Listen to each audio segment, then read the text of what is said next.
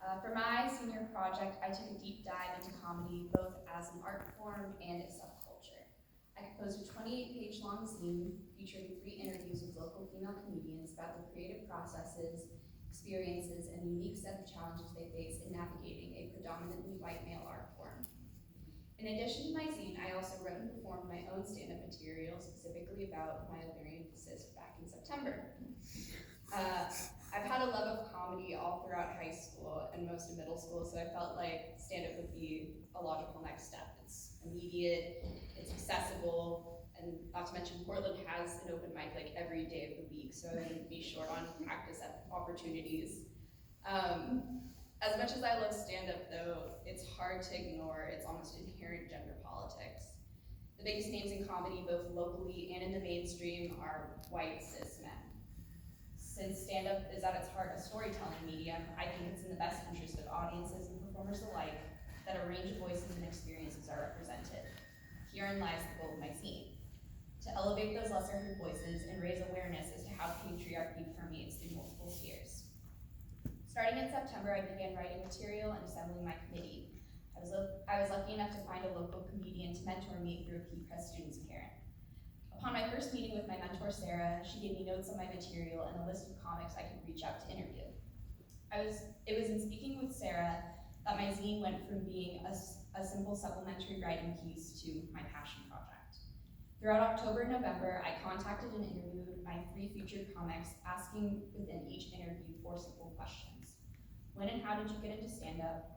How would you describe your comedic style? What are some obstacles you have faced in the scene? And why does stand-up speak to you as a medium of expression?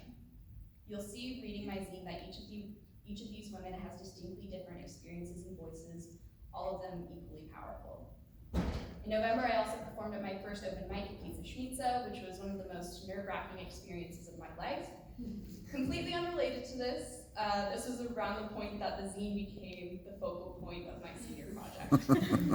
December and January, I transcribed and edited the audio from my interviews so that each would follow a clear narrative arc, and then ask my interviews follow-up questions based on what I had edited. In February, with the help of an extension, I was able to put finishing touches on my zine and put it all together. During this project, I became so invested in the stories of the women I interviewed, to not only get to hear their stories, but to be supported throughout this process by an entire network of such incredible women was a really affirming experience for me. I feel a sense of pride that what was once supposed to be a simple zine is now an in-depth study about patriarchy and its specific effects on the subculture. Not only that, but I learned that the several purposes that stand-up can serve: to heal, to vent, or to form a connection. That being said, my project did not come without issue. As implied by my need for an extension, I severely underestimated the amount of time that transcribing would take. Luckily, I was able to find a program that eased this process along, but it was still a laborious venture.